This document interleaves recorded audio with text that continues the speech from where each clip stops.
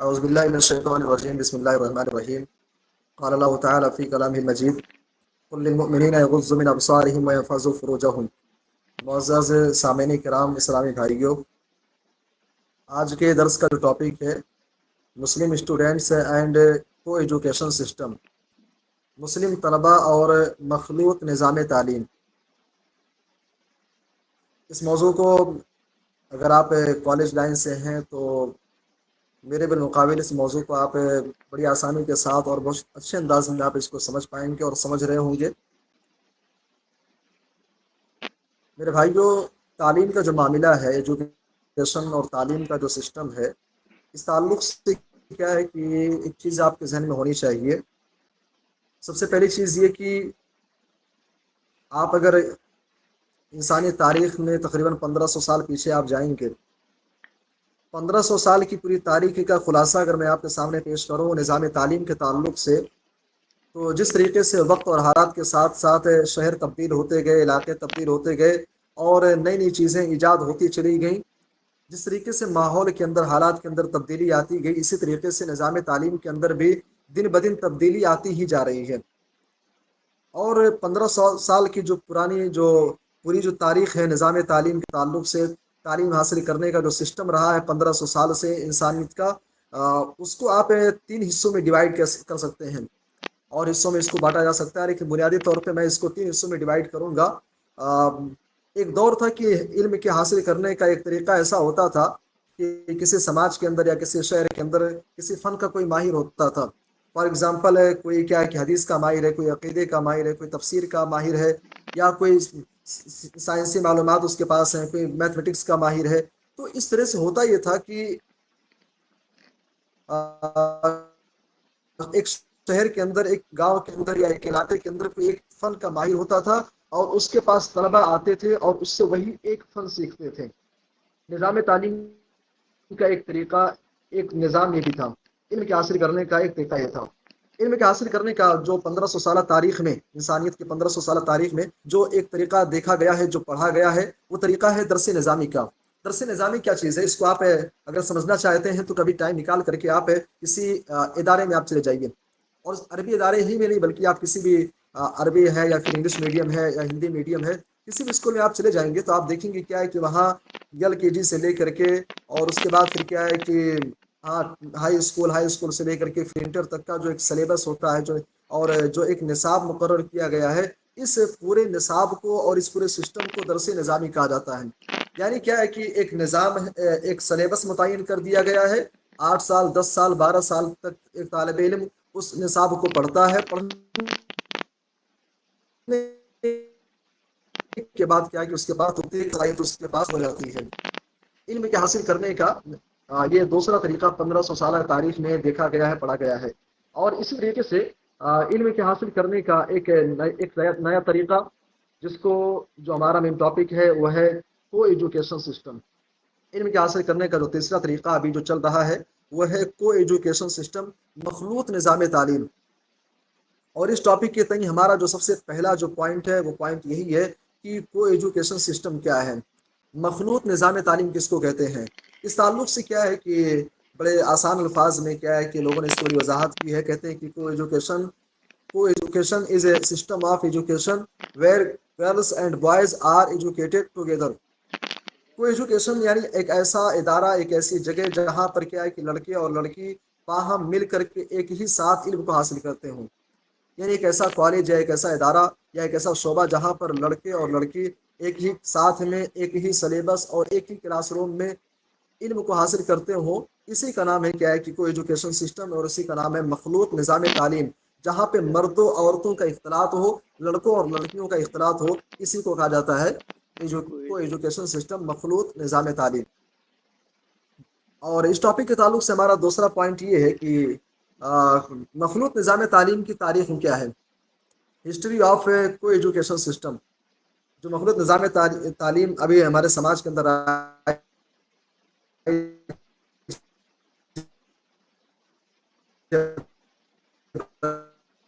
ہمارے سماج ہی کے اندر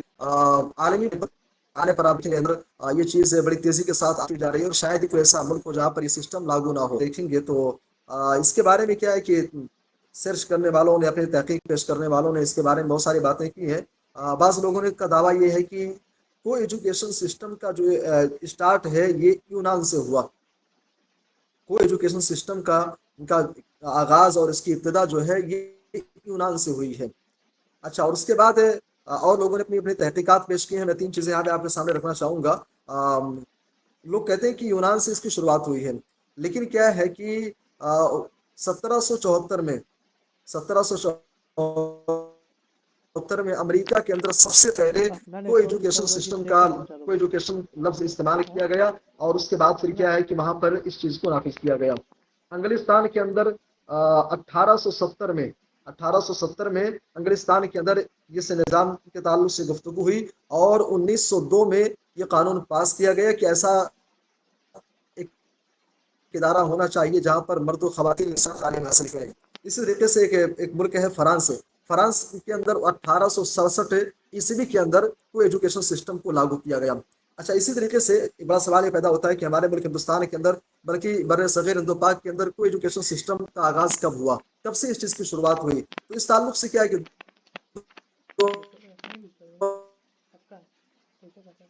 الفاظ میں آپ یوں سمجھ لیں کہ جب اس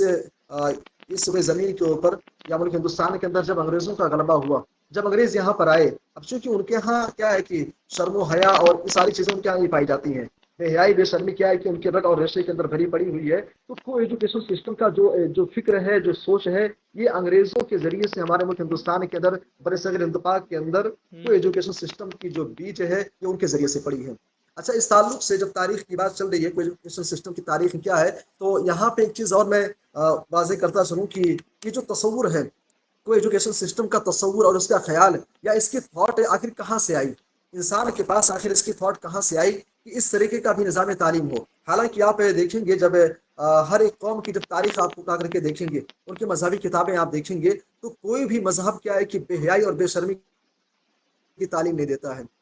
کوئی بھی مذہب کیا ہے کہ اس بات کی قطعی اجازت نہیں دیتا ہے کہ مرد و عورت ایک ساتھ ہوں، یا پھر آج جو ہمارے سماج میں جو ٹرینڈ چل رہا ہے بی ایف اور وی ایف کا، لو میرج کا، یہ ساری چیزیں کوئی بھی دھرم کیا ہے کہ بیسیکلی اگر اس کا گہرائی سے مطالعہ کیا جائے تو اس بات کی اجازت نہیں دیتا ہے۔ سوال یہ پیدا ہوتا ہے کہ آخر کو ایجوکیشن سسٹم کی جو تھاٹ ہے یہ کہاں سے آئی ہے۔ اس تعلق سے کیا ہے کہ مورخین نے اور کتب تاریخ میں جن لوگوں کو درک حاصل رہا ہے، جن لوگوں نے کتابیں تالیف کی ہیں، ایک رائٹر ہے اکرام قریشی۔ اکرام قریشی اپنی کتاب تاریخ تعلیم میں نقل کرتے ہیں کہ یہ جو سوچ ہے، یہ سوچ کا تعلق جو ہے یہ جا کر کے افلاطون سے ملتا ہے۔ افلاطون ایک بہت بڑا دانشور گزرا ہے۔ افلاطون اس کا یہ کہنا تھا کہ اس کا یہ ماننا تھا کہ قدرت نے مرد و عورت کو یکساں صفات عطا کی ہیں، جو کام مرد کر سکتے ہیں وہ عورتیں بھی کر سکتی ہیں۔ یعنی کیا ہے کہ وہ مرد اور عورت کو ایک برابر ایک ساتھ میں کھڑا ہونا دیکھنا چاہتا تھا کہ جو صلاحیتیں مرد کے پاس ہیں وہی صلاحیتیں عورتوں کے پاس ہیں، تو پھر ان دونوں کے درمیان دوری کیوں؟ حالانکہ آپ کو جان کر کے حیرت ہوگی کہ افلاطون جو کہ بہت بڑا دانشور تھا، اس کا خود ایک شاگرد، بلکہ خاص الخاص، بالکل ایک دم خاص جو شاگرد ہے، جس کو دنیا کیا ہے کہ آج بھی ارسطو کے نام سے جانتی ہے، ارسطو خود اس کا مخالف تھا۔ ارسطو خود یہ کہتا تھا کہ بھائی کیا ہے کہ عورت کا معاملہ اور الگ ہے، مرد کا معاملہ الگ ہے۔ عورت کی جو صلاحیت ہے، جو اس کی قابلیت ہے، وہ کچھ اور ہے، مرد کی صلاحیت کچھ اور ہے۔ ظاہر سی بات ہے، ایک عورت کیا ہے کہ بچہ جنم دیتی ہے، ایک مرد یہ کام نہیں کر سکتا ہے۔ ایک عورت کیا ہے کہ دودھ پلاتی ہے، مرد یہ کام نہیں کر سکتا ہے۔ بہت ساری چیزیں ارسطو نے کیا ہے کہ اپنے استاد کے اس قول کی خود اس نے مخالفت کی، کہا ان کا یہ کہنا یہ درست نہیں ہے، عورت کی صلاحیت کچھ اور ہے، مرد کی کچھ اور ہے۔ بہرحال تو میں کہنا یہ چاہتا ہوں، جو بات بتانا چاہتا ہوں کہ ہسٹری آف کو ایجوکیشن، اس کی جو تاریخ ہے، تاریخ کے تعلق سے بات ہوئی، اور اس کی جو تھاٹ ہے، تھاٹ آف کو ایجوکیشن سسٹم، اس کا جو تعلق جا کر کے ملتا ہے ایک بہت بڑے فلسفی، ایک بہت بڑے دانشور افلاطون سے، ارسطو سے، وہاں سے یہ چیز نکل کر کے آئی ہے۔ بہرحال تو یہ کیا ہے کہ دوسری چیز تھی مخلوط نظام تعلیم کے تعلق سے۔ آگے بڑھیے، ہمارا جو تیسرا پوائنٹ ہے، مخلوط نظام تعلیم کے نقصانات کیا ہیں۔ مخلوط نظام تعلیم یعنی ایسا ادارہ، ایسا شعبہ جہاں پہ مرد اور عورت اکٹھا ہوں، ایک ساتھ تعلیم حاصل کر رہے ہوں، تو اس کے نقصانات کیا کیا ہو سکتے ہیں۔ کیونکہ وقت مختصر ہے، میں بس دو تین چیزیں سامنے رکھتے ہوئے ہم اگلے پوائنٹس کی طرف بڑھنے کی کوشش کریں گے۔ ہمارا تیسرا پوائنٹ یہی ہے کہ اس کے نقصانات کیا کیا ہے۔ اس کا سب سے پہلا نقصان یہ ہے ناجائز تعلقات میں۔ اب ظاہر سی بات ہے کیا ہے کہ ایک کلاس روم کے اندر جہاں پر کیا ہے کہ لڑکا بھی ہے لڑکی بھی ہے، اچھا بعض اداروں کا حال تو ایسا ہے کہ ایک ہی بینچ پر کیا ہے کہ لڑکا بھی بیٹھا ہوا ہے، اس کے بازو میں بالکل لڑکی بیٹھی ہوئی ہے۔ یہ چیزیں دیکھی جاتی ہیں بھائی۔ اب ظاہر سی بات ہے، پچھلے درس میں کیا کہ وہ حدیث بھی آپ کے سامنے پیش کی گئی تھی کہ جب ایک لڑکا اور ایک لڑکی ایک ساتھ میں ہوتے ہیں، ایک اجنبی ہیں ایک دوسرے کے لیے، جب وہ ایک ساتھ میں ہوتے ہیں نا تو ان کا تیسرا جو ہے شیطان ہوتا ہے، اور شیطان جو ہوتا ہے پھر وہ بھڑکانے کی کوشش کرتا ہے۔ اسی لیے آپ دیکھیں گے آج سماج کے اندر کیا ہے کہ یہ چیزیں بار بار آپ نے سنی ہوگی، ارتداد کا فتنہ۔ آپ نے سنا ہوگا کہ مسلم لڑکیاں جو ہے غیروں سے شادی کر رہی ہیں۔ یہ ساری کی ساری چیزیں کہاں سے آ رہی ہیں بھائی؟ یہ ساری چیزیں اسی کالج سے اٹھ کر کے آ رہی ہیں۔ ایک مسلمان گھرانے کی لڑکی، ایک باپ لے جا کر کے اپنے بچی کو کالج کے اندر ڈالتا ہے۔ اب اسی کالج کے اندر کیا کہ غیر مسلم نام کا لڑکا بھی ہے، اور دونوں ایک ہی ساتھ میں بیٹھتے ہیں۔ سب سے پہلے کیا ہے کہ ان کا آپس میں ان کی دوستی ہوتی ہے، اچھا فرینڈ شپ کے نام پہ۔ اس کے بعد پھر آپس میں بات چیت، ملنا جلنا آہستہ آہستہ، اور اللہ اکبر، نعوذ باللہ ثم نعوذ باللہ، حالات تو ایسے ہیں کہ وہ لڑکی اپنے اس غیر مسلم دوست کو دوست بتا کر کے اپنے گھر کے اندر لاتی ہے، اور ماں باپ کیا ہے کہ بڑے مطمئن ہوتے ہیں کہ بھائی دوست ہے کہ اس میں کیا حرج ہے۔ حالانکہ دیکھیے شریعت اسلامیہ جو ہے دوستی کے خلاف نہیں ہے۔ شریعت اسلامیہ یہ نہیں کہتی ہے کہ آپ دوستی مت کرو، آپ تعلقات مت رکھو، لیکن اس کے بھی حدود ہیں، اس کے بھی دائرے ہیں۔ ایک ایسا لڑکا جس سے آپ کی شادی جائز ہے، یا ایک ایسا لڑکا ایک ایسی لڑکی جس سے شادی آپ کے لیے جائز ہے، آپ کر سکتے ہو کسی بھی صورت میں، اس سے بات چیت کرنا، اس سے دوستی یاری قائم کرنا، اس سے ملنا جلنا، نہ یہ ساری کی ساری چیزیں آپ کے لیے حرام ہیں۔ ارے بات چیت تو بہت دور کی بات ہے، اسلام کی تعلیم تو یہ ہے قل للمؤمنین یغضوا من ابصارہم۔ شریعت یہ کہتی ہے کہ ایک ایسی لڑکی جس سے آپ کے لیے نکاح کرنا جائز ہے، اگر وہ سامنے آ جائے، غلطی سے نظر پڑ جائے تو کوئی بات نہیں ہے، لیکن کیا ہے تم کو کرنا یہ ہے کہ تمہاری نگاہ پست ہونی چاہیے۔ یہاں تو بات چیت ہو رہی ہے بھائی، دوستی یاری سامنے ہے، تو اس کا جو سب سے پہلا نقصان ہے کیا ہے کہ ناجائز تعلقات۔ اچھا اب جب ناجائز تعلقات آپس میں دوستی یاری قائم ہوتی ہے، تو پھر کسی نے بڑا خطرناک جملہ اور بہت ہی حقیقت پر مبنی جملہ کسی نے کہا تھا کہ ایک لڑکا اور ایک لڑکی کبھی دوست نہیں ہو سکتے ہیں، ان کی دوستی نہیں ہو سکتی ہے۔ اس میں کہا تھا حقیقت کیا سچائی آپ بہتر جانتے ہوں گے، لیکن جو حالات ہیں وہ بتاتے ہیں کہ دوستی کے بعد اس کے بعد پھر کیا ہوتا ہے، زنا کے دروازے کھلتے ہیں۔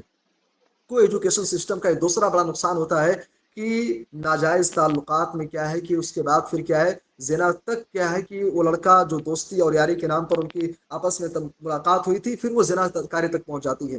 اور پھر زنا کاری کے بعد کیا کیا چیزیں ہوتی ہیں وہ ساری چیزیں آپ کے سامنے ہیں۔ پھر معاملہ یہاں تک پہنچ جاتا ہے بھائی، معاملہ یہاں تک پہنچتا ہے کہ شریعت اسلامیہ، دیکھیے بات ہم اور مذاہب کی کیا ہے، ہمیں اس سے سروکار نہیں، لیکن ہم جب اپنے آپ کو مسلمان کہتے ہیں تو ہمیں اسلام کے دائرے کو، اسلام کے اصول و ضوابط کو فالو کرنا پڑے گا۔ یا تو اپنے آپ کو مسلمان کہہ کر کے آپ اسلام کے نظام کو فالو کرنے والے بنیے، یا پھر آپ اپنے آپ کو مسلمان کہنا ہی چھوڑ دیجیے بھائی۔ اگر اسلامی تعلیمات کو آپ کو فالو کرنا ہی نہیں ہے تو پھر اپنے آپ کو مسلمان ہی مت کہیے آپ۔ تو اس میں ہوتا کیا ہے کہ ناجائز تعلقات قائم ہوتے ہیں، اور اس کے بعد پھر لو میرج، اور اس کے بعد دنیا بھر کی خرافات ہوتے ہیں۔ شادی سے پہلے کیا ہے کہ کتنی اور مسلم لڑکیاں یا پھر ایسے وہ کیا ہے کہ شادی سے پہلے ہی حاملہ ہوتی ہیں، پریگنٹ ہو جاتی ہیں، بہت ساری چیزیں ہوتی ہیں بھائی۔ بہرحال کہنے کا مطلب یہ ہے کہ شرعی طور پہ اس کی جو سب سے بڑی قباحت یہ ہے کہ اس سے زنا کاری کے دروازے آسان ہو جاتے ہیں، زنا کا دروازہ کھلتا ہے، جس کا سد باب کرتے ہوئے شریعت یہ کہتی ہے ولا تقربوا الزنا، تم زنا کے قریب بھی مت جاؤ۔ زنا کرنا نہیں ہے، زنا کے قریب تک نہیں جانا ہے۔ اور مفسرین اس کے بارے میں لکھتے ہیں کہ زنا کی طرف لے جانے والا وہ تمام کا تمام دروازہ بند کر دیا جائے۔ زنا کی طرف لے جانے والا ہر ایک دروازے کا سد باب کیا جائے۔ زنا کے قریب نہیں جانا، یعنی زنا کی طرف لے جانے والے جتنے دروازے ہیں وہ سارے دروازوں کو بند کرنا ہے۔ لہٰذا اگر ایک کالج کے اندر جا کر کے ایک لڑکا وہ زنا کاری جیسے فعل کے اندر ملوث ہونے کا اسے خطرہ ہے، لہٰذا میں یہ بات کہتا ہوں، آگے انشاءاللہ وضاحت کروں گا میں کہتا ہوں کہ لہٰذا اس کے لیے ایسی تعلیم حاصل کرنے سے بہتر یہ ہے کہ وہ ان پڑھ اور جاہل رہ جائے، لیکن ایسی تعلیم حاصل کرے جو تعلیم اسے زنا تک پہنچا دے، بے حیائی بے شرمی تک پہنچا دے۔ اسی طریقے سے آپ دیکھیں گے کوئی ایجوکیشن سسٹم کا جو ایک نقصان ہوتا ہے، وہاں پہ پڑھنے والا ایک طالب علم، میں سب کی بات نہیں کرتا ہوں، لیکن جو کیا ہے کہ اکثریت کا جو حال ہے، اکثریت کا حال یہ بھائی کہ بے حیائی بے شرمی ان کے رگ اور ریشے کے اندر بڑھ جاتی ہے۔ آپس میں دوسرے کا جو ادب و احترام ہونا چاہیے، جو چیزیں ہونی چاہیے جو شریعت سکھاتی ہے، کم از کم شرعی اقدار کی پابندی تو نہیں ہوتی ہے۔ اور دین سے قربت کے بالمقابل کیا ہے کہ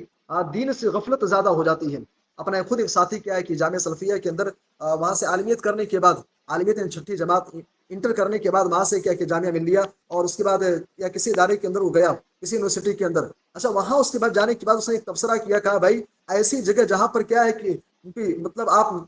ٹیوشن میں جا رہے ہیں تب بھی وہاں پہ آپ کے بازو میں آپ لڑکی بیٹھی ہوئی ہے، اس کالج میں آپ ہیں وہاں بھی آپ کے بازو میں ایک لڑکی بیٹھی ہوئی ہے. ایسے ماحول میں اپنے آپ کو بچا پانا بڑا مشکل ہے، بچا پانا بہت ہی مشکل ہے. اسی لیے دیکھا جاتا ہے کہ بہت سارے ایسے احباب جو کیا ہے کہ دینی مدارس کے اندر 10 10 سال تعلیم حاصل کرنے کے بعد جب یونیورسٹی کا رخ کرتے ہیں تو سب سے پہلے اپنا لباس چینج کرتے ہیں، چہرہ چینج کرتے ہیں، اور پھر اس کے بعد پھر کیا کیا چیزیں ہوتی ہیں. اللہ خیر کرے بھائی، اللہ سب کو اپنے حفظ امان میں رکھے. بہرحال تو یہ مخلوط نظام تعلیم کے نقصانات کے تعلق سے باتیں تھیں، اور بہت ساری چیزیں ہیں. ظاہر سی بات ہے ابھی آج ہی کی بات ہے، میں نے ایک ویڈیو سے سامنے آئی. ایک لڑکا کیا ہے کہ وہ غالباً وہ گریجویشن کر چکا تھا، اس کے بعد کچھ آگے کی تیاری کر رہا تھا. اس کا جو سبجیکٹ تھا، اس کا سبجیکٹ سائنس تھا. کسی نے سوال کرنے والے سے پوچھا بھائی سائنس تمہارا سبجیکٹ رہا ہے، سائنس کے بارے میں ذرا بتاؤ، مطلب کیا کیا تم پڑھے ہو، کیا ہے کچھ بتاؤ اس کے بارے میں. کہتا ہے میں نے کالج کے اندر سائنس کا لب زیادہ پڑھا ہے، مطلب زیادہ پڑا ہے. یہ ساری چیزیں ہوتی ہیں بھائی. بہرحال تو تعلیم پر بھی اس کا بڑا گہرا اثر پڑتا ہے. اسی لیے آپ دیکھیں گے کیا ہے کہ آپ سروے اگر اٹھا کر کے دیکھیں گے، چاہے امریکہ کا ہو، فرانس کا ہو، یا پھر اس طریقے سے اور بھی دیگر ممالک جہاں پہ کھلے طور پر اس طرح کی تعلیم کی بھرپور اجازت ہے، وہاں کا جب آپ سروے دیکھیں گے نا تو بچوں کے طلبا کی کیا ہے کہ نمبرات پر اس کا بڑا گہرا اثر پڑتا ہے. ظاہر سی بات ہے ایک لڑکا کیا ہے کہ 24 گھنٹہ اس کے ذہن و دماغ میں پہلا ہوتا کیا ہے، لڑکی سے بھائی محبت ہونے کے بعد پھر کیا ہے کہ اس کا ذہن و دماغ سب کچھ اسی پر بٹا ہوا ہے. اپنی جان تک نچھاور کرنے کو تیار، نہ تعلیم سے مطلب، نہ گھر والوں کی پرواہ، کچھ بھی مطلب نہیں ہے. بس وہ چاہیے تو وہ چاہیے، اس سے بات ہونی چاہیے، اس سے بات ہونی چاہیے، بس اور کچھ نہیں چاہیے. بہرحال تو یہ اس کے نقصانات کے تعلق سے باتیں تھیں، اور بھی ساری چیزیں ہیں. آئیے ہم اگلے پوائنٹ کی طرف بڑھتے ہیں کہ مخلوط نظام تعلیم اور شریعت اسلامیہ. یہ ہمارا چوتھا پوائنٹ ہے کہ اس طرح کی تعلیمات کے بارے میں شریعت اسلامیہ کیا کہتی ہے. دیکھیے اسلام کا جو نظریہ ہے تعلیم کے سلسلے میں، اسلام تعلیم کے خلاف نہیں ہے. یہ بات آپ کے ذہن میں ہونی چاہیے. اسلام تعلیم کے خلاف نہیں ہے، بلکہ اللہ کے نبی صلی اللہ علیہ وسلم نے فرمایا کہ طلب العلم فریضۃ علی کل مسلم و مسلمہ. علم کا حاصل کرنا ہر مسلمان مرد کے اوپر، ہر مسلمان عورت کے اوپر فرض ہے، واجب ہے، ضروری ہے. اچھا اب یہاں پہ جو علم سے مراد ہے یہاں پہ شرعی علم ہے. یقیناً یہاں مراد جو ہے دینی علم ہے، یعنی دینی علم کا جو بیسک نالج ہے اس کا جاننا، اس کا سیکھنا ایک مسلمان مرد کے اوپر، ایک مسلمان عورت کے اوپر ضروری ہے. اچھا اب شریعت اسلامیہ کا جو قانون ہے، جو نظام ہے، شریعت آپ سے یہ نہیں کہتی ہے کہ آپ صرف دیندار ہی بنیے. دنیا کے اندر آپ آئے ہو تو آپ کی ساری توجہ تو صرف دین ہی پر ہو. ایسا ہو کہ آپ صبح فجر کی نماز میں آپ آئے، فجر کی نماز میں آئے، مصلی پر بیٹھے رہ گئے، ظہر کا ٹائم ہوا، عصر کا ٹائم ہوا، مغرب کا ٹائم ہوا، 24 گھنٹے مسجد کے اندر بیٹھ کر کے اللہ اللہ کرتے رہو. شریعت یہ نہیں کہتی ہے. شریعت کہتی ہے وابتغ فیما آتاک اللہ الدار الآخرہ ولا تنس نصیبک من الدنیا. دنیا بھی بناؤ، دین تمہارا، لیکن دین کیا ہے کہ مقدم ہونی چاہیے. لہٰذا شریعت اسلامیہ جو ہے وہ تعلیم کے خلاف نہیں ہے. شریعت کہتی ہے بالکل تعلیم کو حاصل کیا جائے، اور تعلیم ہی ترقی کا ضامن ہے. تعلیم ہی کے ذریعے سے انسان ترقی کر سکتا ہے. لیکن مخلوط نظام تعلیم ایک ایسا تعلیمی ادارہ جہاں پر مرد عورت ایک ساتھ میں ہو، شریعت اس کی اجازت نہیں دیتی ہے. شریعت اس کی اجازت نہیں دیتی ہے. اللہ کے نبی کے زمانے میں آپ دیکھیں گے، آپ حدیث کی کتابیں پڑھیں گے، بہت ساری صحابیات کے بارے میں، اسحاق بھٹی رحمہ اللہ کی کتاب آپ پڑھیں گے، اسلام کی بیٹیاں، وہ پوری سوانح حیات انہوں نے اسلامی خواتین کی پوری سوانح حیات انہوں نے نقل کی ہے. آپ دیکھیں گے صحابیات میں بھی کیا ہے کہ علم والی تھیں، علم و فضل والی تھی بھائی، وہ صاحب علم تھیں. تو آخر ان کو علم کیسے حاصل ہوا؟ اللہ کے نبی نے ان کو تعلیم کیسے دیا؟ ہمیں اس چیز کو سمجھنے کی ضرورت ہے. آپ سے بخاری وغیرہ کی روایتیں پڑھیں گے، بعض دفعہ خواتین نے آپ سے مطالبہ کیا کہ آپ مردوں کو آپ نصیحت کرتے رہتے، ذرا ہمیں بھی کچھ سکھلائیے. پیارے نبی صلی اللہ علیہ وسلم نے ہفتے کے اندر ایک دن ان کے لیے خاص کیا، اور ان کے خصوصی طور پہ ایک گھر کے اندر ان کا انتظام کیا گیا، اور پردے کے آڑ میں جا کر کے پیارے نبی صلی اللہ علیہ وسلم نے ان کو تعلیم دیا، ان کو بتلایا، دین کی باتیں ان کو سکھلائیں. تو ایسا نہیں کہ وہاں پہ کیا ہے کہ وہاں پہ صحابہ بھی موجود تھے، صحابہ اور صحابیہ سارے ایک ساتھ بیٹھے ہوئے تھے، نہیں، خواتین کا الگ انتظام کیا گیا. بلکہ خود عید الاضحیٰ یا عید الفطر کے موقع پر جابر بن عبداللہ رضی اللہ تعالیٰ عنہ کہتے ہیں کہ پیارے نبی نے صحابہ کو آپ نے خطاب کیا، نصیحت کیا، اس کے بعد پھر اللہ کے نبی صلی اللہ علیہ وسلم صحابیات کے پاس آپ آئے اور آپ نے ان کو نصیحت کیا یا معاشر النساء تصدقنا فانی اریتکن اکثر اہل النار، پیارے نبی نے ان کو نصیحت کیا اے عورتوں کی جماعت تم زیادہ سے زیادہ اللہ کی راہ میں صدقہ کیا کرو، اس لیے کہ جہنم کے اندر مجھے تمہاری تعداد زیادہ دکھائی گئی ہے۔ بہرحال کہنے کا مطلب یہ ہے، اسلام کا نظریہ یہ ہے کہ مخلوط نظام تعلیم نہ ہو، مخلوط نظام تعلیم کے شدید خلاف ہے، جہاں پہ مرد بھی ہوں ایک ساتھ میں اور مرد عورت ایک ساتھ میں تعلیم حاصل کریں، شریعت کم از کم اس کی اجازت نہیں دیتی ہے۔ بہرحال یہ اسلام کا نقطہ نظر ہے۔ آگے بڑھیے، اسلام اس موضوع کے تعلق سے کیا ہے کہ ہمارا جو 5واں پوائنٹ ہے، سیکنڈ لاسٹ پوائنٹ ہے، مخلوط نظام تعلیم کا حکم کیا ہے۔ دیکھیے میں بات کہہ چکا ہوں، ابھی میں نے فوراً یہ بات کہی ہے کہ شریعت ایسی تعلیم کی اجازت نہیں دیتی ہے، ایسی تعلیم جو آپ کو بے حیا بنا دے، ایسی تعلیم جو آپ کو بددین کر دے، ایسی تعلیم جو آپ کو اللہ اور اس کے رسول سے غافل کر دے، ایسی تعلیم جس کو حاصل کرنے کے بعد ایک انسان بے حیا ہو جائے، بے شرم ہو جائے، یہاں تک کہ زنا کار ہو جائے، شریعت ایسی تعلیم کی اجازت نہیں دیتی ہے۔ اسی لیے علامہ اقبال نے جو کہا تھا کہ اللہ سے کرے دور تو تعلیم فتنہ،